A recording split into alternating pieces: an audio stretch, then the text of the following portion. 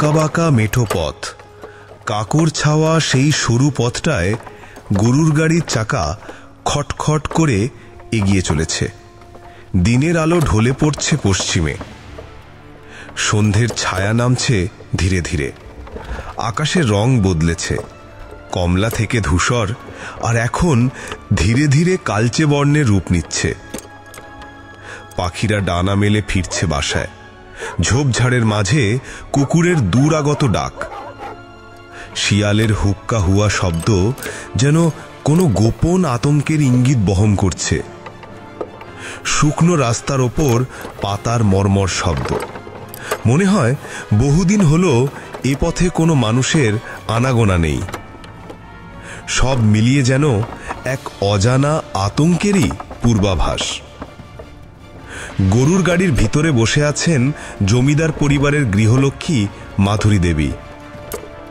বহুদিন পর তিনি গিয়েছিলেন তার বাপের বাড়ি জামতলায়। বেশ কদিন বেরিয়ে খুশি মনেই তিনি আজ ফিরছেন তার স্বামী অশ্বত্থপুরের জমিদার ভোজ নারায়ণ এর বিলাসবহুল বাড়িটিতে। জমিদার গিন্নির মন উতলা, কতক্ষণে তিনি পৌঁছাতে পারবেন তার নিজের বাড়িতে। স্বভাবত জমিদার গিন্নির শান্ত স্বভাবের একজন রাশ ভারী মহিলা। তিনি বসে আছেন গরুর গাড়ির এক পাশে, শান্ত অথচ দৃঢ় এক ভাবনায় ডুবে আছেন তিনি। তার পাশে বসে আছে তার বিশ্বস্ত চাকর ভোলা, আর সামনের আসনে গাড়োয়ান জগন্নাথ।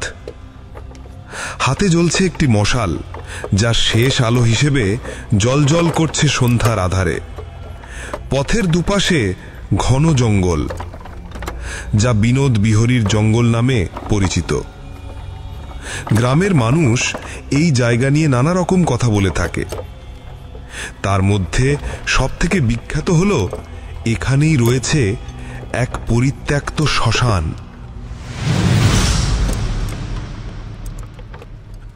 এখানকার কিছু আদি বাসিন্দা ব্যতীত এই পথে তেমন কেউ পা বাড়ায় না। বিশেষ করে সন্ধে নামলে তো কোনো কথাই নেই। ভুলেও ওই পরিত্যক্ত শ্মশানটির ধারে কারোর যাওয়ার প্রশ্নই ওঠে না। লোকমুখে প্রচলিত আছে, সন্ধে নামলেই নাকি সেখানে অদ্ভুত কান্নার শব্দ শোনা যায়, যেখানে বাতাস যেন থমকে যায়, আর ছায়ারা নিজেদের মতো করে চলে বেড়ায়। মাফ করবেন গিন্নিমা, একটা কথা মনের মধ্যে সেই কখন থেকে আঁকিবুকি করছে জানেন। আমার আবার ভূতের খুব ভয়। তারপর আবার সন্ধে তো নামলই প্রায়, তারপর এখানকার এই জঙ্গলের মধ্যে দিয়ে যে পথটাতে আমরা এগুচ্ছি, সামনে তো সেই বিনোদ বিহারীর পরিত্যক্ত শ্মশান। এই ভর সন্ধেবেলায় এই বনপথ আর ওই শ্মশানের পাশ দিয়ে এখন যাওয়া কি ঠিক হবে? ভোলানাথের কথায় জমিদার গিন্নি কোনো উত্তর দিলেন না। ওদিকে গরুর গাড়িটির গাড়োয়ান জগন্নাথ ভোলার কথা শুনে একটু চটে উঠল। সে গলা খেকিয়ে বলল, আরে আচ্ছা ভিতুর ডিম তো তুই, হ্যাঁ এই সন্ধেবেলায় আমরা এতগুলো লোক এই গরুর গাড়িতে করে যাচ্ছি, এরই মধ্যে আবার তুই ভূত দেখলি কোথায় রে ভোলা? মানছি যে এ পথটা নিয়ে লোকমুখে বেশ কিছুটা দুর্নাম আছে। ওই লোকে বলে যে তারা নানান কিছু নাকি দেখতে পেয়েছে এখান। তবে তবে সে যদি কিছু থেকেই থাকে, তবে তা ওই পরিত্যক্ত শ্মশানটাতে হয়তো থাকতেও পারে। আমরা কি আর ওই শ্মশানটাতে বেড়াতে যাচ্ছি নাকি? হ্যাঁ, চুপচাপ ঠাকুরের নাম করে শ্মশানটা পেরোতে পারলেই তো সব ল্যাটা চুকে যাবে। তাতে আর এত ভয় পাওয়ার কি আছে? হ্যাঁ। কথাগুলো চুপ করে শুনছিলেন জমিদার গিন্নি মাধুরী দেবী। তিনি মুখ তুলে তাকালেন। তার চোখে ভয়ের লেশমাত্র নেই। বলতে গেলে তিনি ভীষণ সাহসী একজন মহিলা। তারপর জমিদার বাড়ির সকল দায়িত্ব তাকে দিন দিন আরো সাহসী ও আত্মবিশ্বাসী করে তুলেছে। ইতিমধ্যে তিনিও জানতেন এই পথ আর শ্মশানটার ব্যাপারে, কিন্তু তাতে তিনি একটুও বিচলিত নন, বরং ভয়ের বদলে এক প্রকার উদ্যমী কাজ করছে তার মনে। যতই হোক তিনি তো জমিদার বাড়ির গিন্নিমা, তাকে তো এতটা ভেঙে পড়লে চলবে না। অতঃপর তিনি সকলকে অভয় দিয়ে বললেন, তাড়াতাড়ি বাড়ি ফিরতে পারলেই ভালো হতো, কারণ তোমাদের জমিদার মশাই আবার দুশ্চিন্তা করবেন। তাই এত চিন্তা না করে সকলে মিলে একসাথে একই ধ্যানে ওই ভুতুড়ে জায়গাটা পেরিয়ে যেতে আমাদের তেমন কোনো সমস্যা হবার কথা নয় ভোলা। আমি ভাবছি আমাদের জমিদার মশাই নিশ্চয়ই চিন্তায় আছেন। ভয় পেও না, আমি তো আছি নাকি? তোমাদের গিন্নিমা থাকতে আবার ভয় কিসের? ভয় যত বেশি পাবে ততই কালো ছায়ারা আরো কাছে আসবে ভোলা। কথাটা বলার সঙ্গে সঙ্গে কোথা থেকে একটা ঠান্ডা হাওয়া এসে গায়ে লাগলো জগন্নাথের, আর তারই সাথে সাথে তার হাতে ধরা মশালটা প্রায় নিভতেই বসেছিল। ব্যাপারটা একটু হলেও ভয় ধরিয়ে দিল মাঝবয়সী এই অভিজ্ঞ গাড়োয়ানটাকে। মশালের আলো সামলাতে সামলাতে বলল, তবু গিন্নিমা, এই বন আর ওই শ্মশানটা, অনেকেই তো বলে ওখানে কিছু আছে। তারপর এমন সন্ধেবেলায় আমার মনে হয় কি আমাদের আজ না বেরিয়ে আগামীকাল সকালে বেরোলে বোধহয় ভালো হতো। তবুও যখন বেরিয়েই পড়েছি, আর ভেবে কি হবে? তা সে যা হবে দেখা যাবে। তবে আমরা তো আর এক দুজন নই, তিন তিনটে লোক, তার সাথে সঙ্গে আমাদের মশালও আছে। তারপর গরু দুটো তো আছেই, তাই না? সঙ্গী হিসাবে ওরাও তো কম নয়। তোমরা পুরুষ হয়েও এত ভয় পাও? শোনো, আমি যদি তোমাদের মতো পুরুষ মানুষ হতাম না, তবে আমার ভয়ে ওসব কালো ছায়াও পালিয়ে যেত। হ্যাঁ, শোনো, মনের জোরই হলো আসল জোর। এই জঙ্গলের অন্ধকারও মনের সাহসকে মেনে চলে। হ্যাঁ। গিন্নিমার কথার পর জগন্নাথ একটু লজ্জা পেল, তাই সে আর কোনো কথা বাড়ালো না। তারপর নীরবতা। গরুর গাড়ি ধীরে ধীরে প্রবেশ করে জঙ্গলের আরো গভীরে। রাতের অন্ধকারে গাছের ছায়া যেন অদ্ভুত সব রূপ নিচ্ছে। পাতার মরমর, কাকের কর্কশ ডাক আর হালকা বাতাসের সুরে এক অস্বস্তিকর আবহ তৈরি হয়। ঠিক তখনই গাড়িটি পৌঁছে যায় সেই পরিত্যক্ত শ্মশানটার সামনে। তারপরই কাকতালীয়ভাবে শুরু হয় সব অদ্ভুত ঘটনা। এক মুহূর্তে চারদিক যেন গিলে ফেলল অন্ধকার। হঠাৎ নেমে এলো এমন ঘন কালো আধার যেন চোখের সামনেও কিছু দেখা যায় না। গরুরা থেমে গেল, তাদের দেহ থরথর করে কাঁপতে লাগলো। বাতাস থেমে গেছে, হাওয়া নেই, শব্দ নেই, শুধু নিঃশব্দ এক শূন্যতা। হঠাৎ করেই এক ঝটকা ঠান্ডা শীতল বাতাসে চারপাশ ভরে গেল। মনে হচ্ছে যেন কোনো তাজা বরফ ঢেলে দিয়েছে কে প্রকৃতির মাঝে। গরুগুলো অসম্ভব করুণ স্বরে ডাকতে ডাকতে হঠাৎ করেই থেমে গেল। তারা যেন কার অদৃশ্য শক্তির কাছে হার মেনেছে। কিরে, তোরা দাঁড়িয়ে গেলি কেন আবার? ছুট ছুট, হর হর হর হর হর। আরে, এ তো মহা মুশকিলে পড়া গেল। গিন্নিমা, এখন কি করি বলুন তো? এ তো মহা জ্বালাতনে পড়া গেল। কথায় বলে, যেখানে বাঘের ভয় সেখানেই রাত হয়। আমাদের তো এই দশা গিন্নিমা।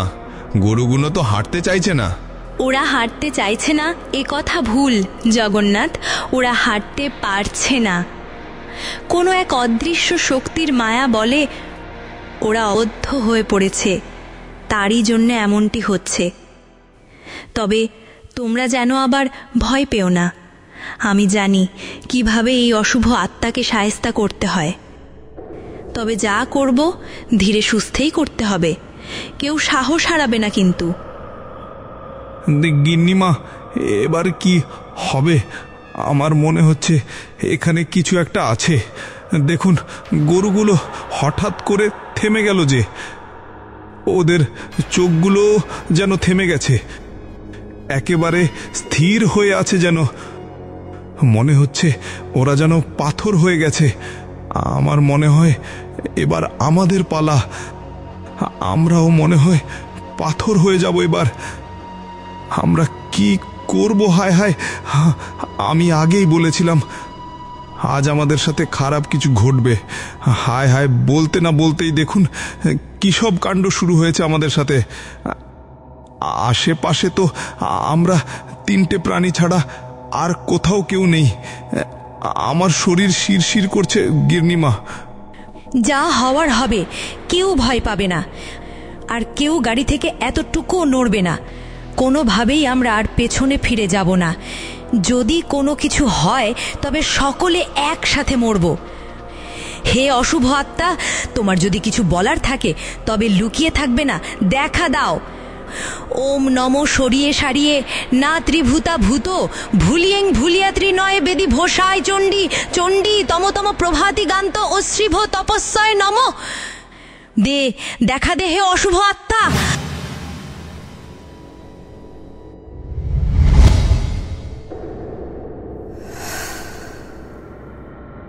আমার যে করে হোক এখান থেকে সামনে অগ্রসর হব।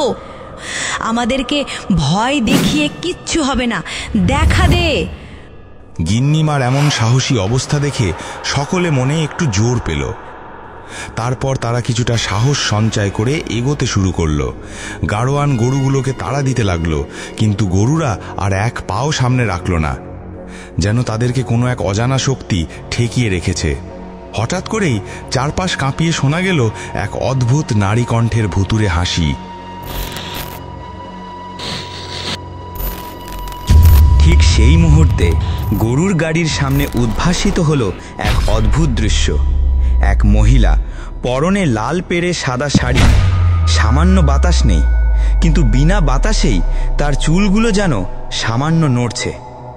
এক প্রকার বাতাসের হালকা কিন্তু চাপা ঘূর্ণি তার চারপাশে জুড়ে প্রবাহিত হচ্ছে। তার চোখ স্থির, অদ্ভুত ভুতুড়ে চোখ দুটো। চারপাশে কোনো আলো নেই, এমনকি তাদের গরুর গাড়িতে থাকা মশালটাও নিভে গেছে। নিভে গেছে তাদের হারিকেনটাও, কিন্তু তার মধ্যেও মহিলাটির হাতে অদ্ভুতভাবে একটি মোমবাতি জ্বলছে। কারোর বুঝতে বাকি রইল না যে এই আগন্তুক মহিলা কোনো সাধারণ মহিলা নয়। তার বেশভূষা ও ভাবভঙ্গি যে কোনো জীবিত প্রাণীর নয়। তার কে না বুঝলেও জমিদার গিন্নিমা বুঝতে পেরেছিলেন শুরু থেকেই।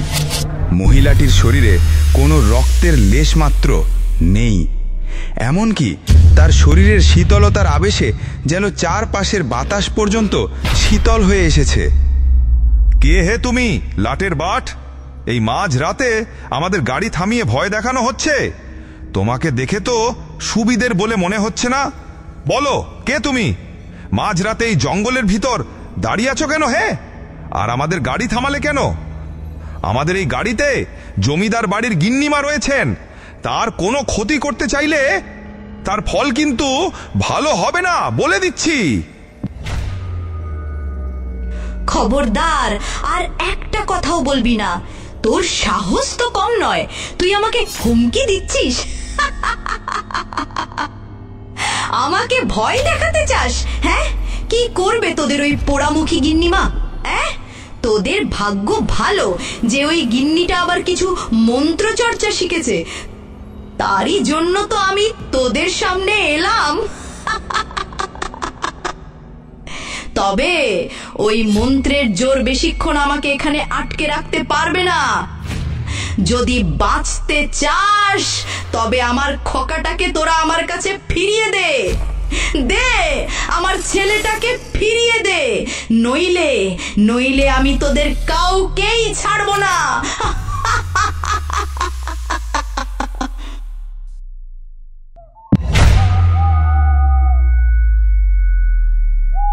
ছেলে? কোথায় ছেলে? এখানে তো কেউ নেই আমাদের সঙ্গে। তুমি ভুল বলছো, আমরা তোমার সম্পর্কেই কিছুতেই জানি না। আর তোমার ছেলের কথা তো আমাদের জানাই নেই। শুধু শুধু আমাদের পথ আগলে দাঁড়িয়ে থেকো না, দয়া করে আমাদের পথ ছেড়ে দাও। নইলে কিন্তু এক গুরুর মন্ত্র জপ করে তোমাকে এক্ষুনি ভস্ম করে দেব। আমি জানি না তোমার ছেলে কোথায় আছে বা তার সাথে কি হয়েছে, তবে এটা জানি যে তুমি কোনো মানুষ নও। তুমি এক অভাগিনী থেকে এক ভয়ঙ্কর পিশাচিনীতে পরিণত হয়েছ। তোমার আত্মা অনেক শক্তিশালীও বটে।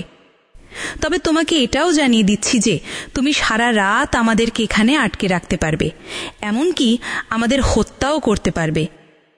তবে আমাদের সাথে এমনটি করো না, এতে করে তোমার আত্মার কোনো মুক্তি মিলবে না, আর তোমার হারিয়ে যাওয়া ছেলেকেও তুমি ফিরে পাবে না।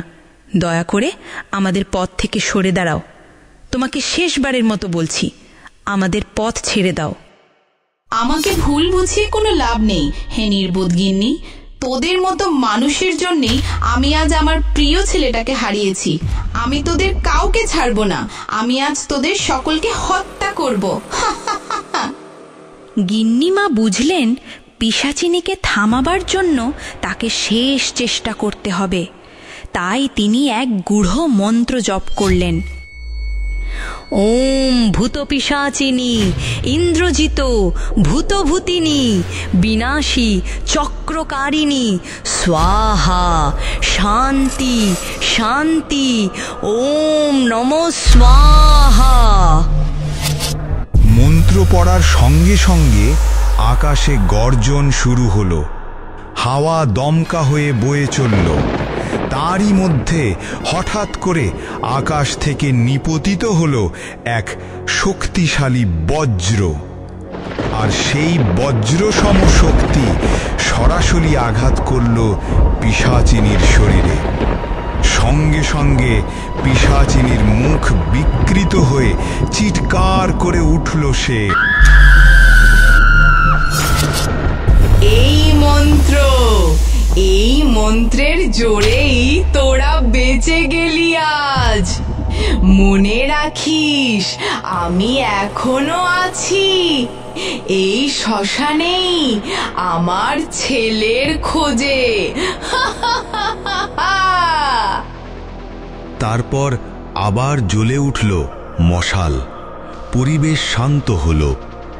তারপর সব কিছু আবার আগের মতোই শান্ত হয়ে গেল, যেন এখানে কিছুই হয়নি।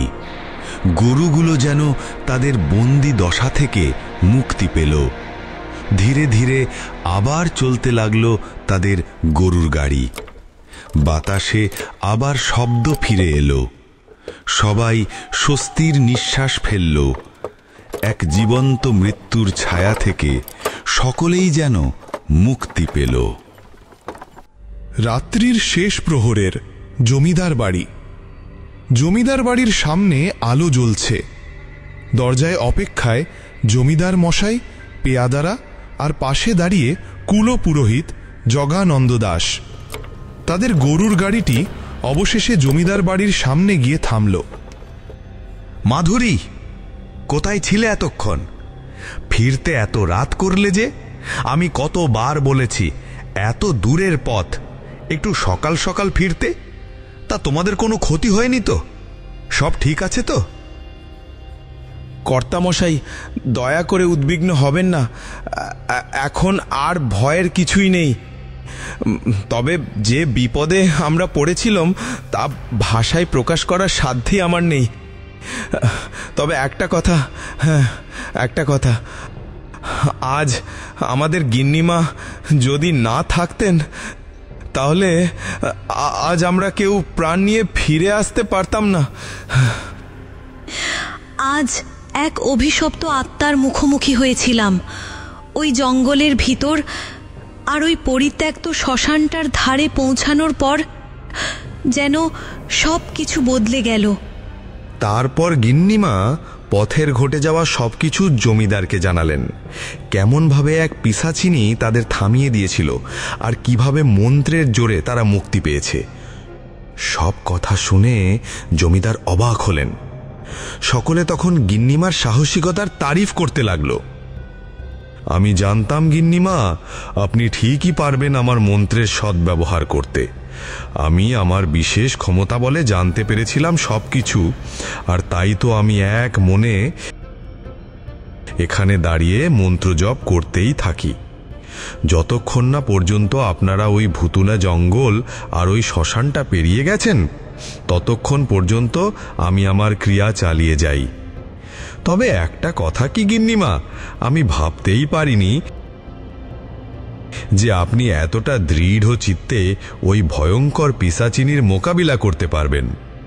আপনার তারিফ না করে আর পারছি না। আপনার মতো এমন গিন্নিমা পেয়ে আমরা সকলেই সত্যিই গর্বিত।